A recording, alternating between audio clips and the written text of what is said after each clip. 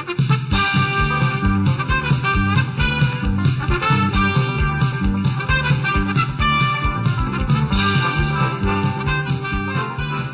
to the Family Fantasy Feud Weekly Wrap-Up Show.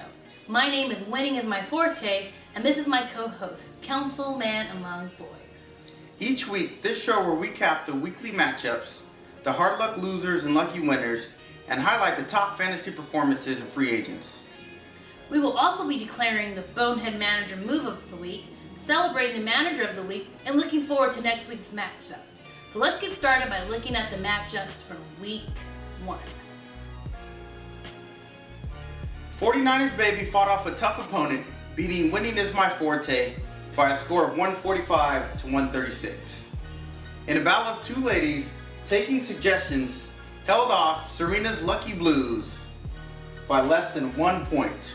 Councilman Among Boys didn't have to do much to outlast a weak performance by the Lake Show and his win, while Patrick's Holy Rollers suffered a Week 1 loss to the Youngsters Dream Team. In the battle of the two Carls, the big dog proved he was in the house with a strong 13-point win over his son, Big Brick House 77. Each week, we will be highlighting the hard luck loser, which is the team that scores the most points but still loses their matchup. This week's hard luck loser is my wife. Winning is My Forte. Much like the Green Bay Packers, she ran into a dominating performance by 49ers number 1 Baby. On the flip side, the lucky winner of the week is the winning team that scores the least amount of points.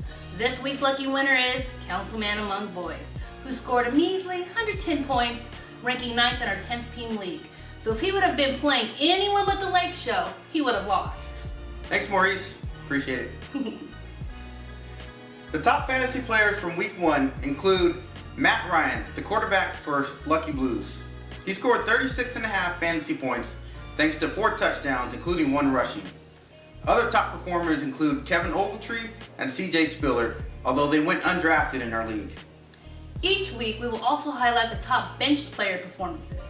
This week's top bench fantasy player is Robert Griffin III, the backup quarterback for Monique's Taking Suggestions. In perhaps the most surprising performance of the week, RG3 was poised beyond his years in what can be considered the greatest opening rookie quarterback performance in NFL history.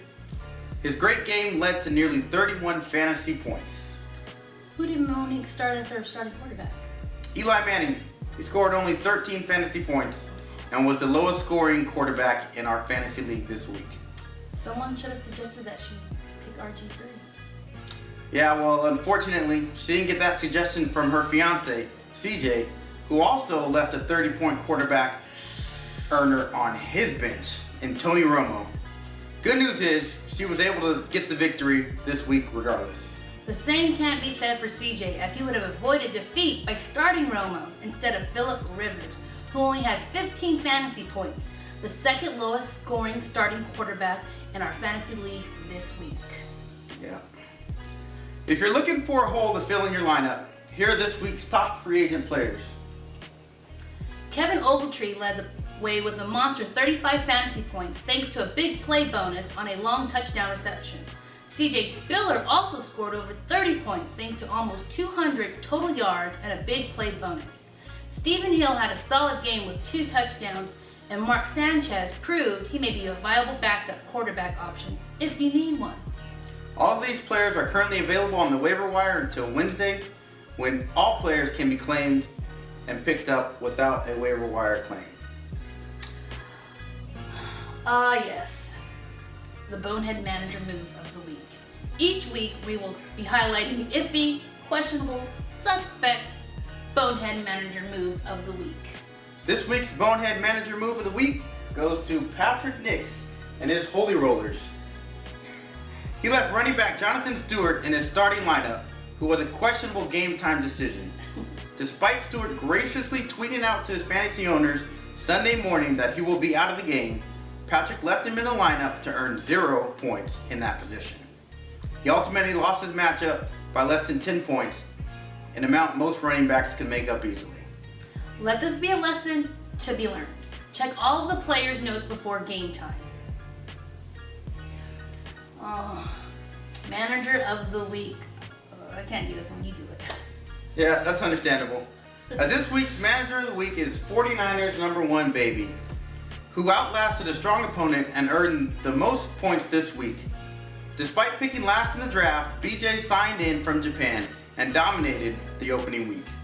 In addition to strong games from his wide receivers, he had a solid overall lineup with 6 players scoring more than 15 points. Not only did he get the most out of his starting lineup, he also had another 43 points sitting on the bench between Peyton Manning and Anquan Bolden alone. BJ was drafting on behalf of Uncle Bobby, who will take over the team now going forward. So congratulations to our manager of the week, 49ers number 1 baby. Yeah, I guess they had a pretty good week. Let's look ahead to next week's matchups.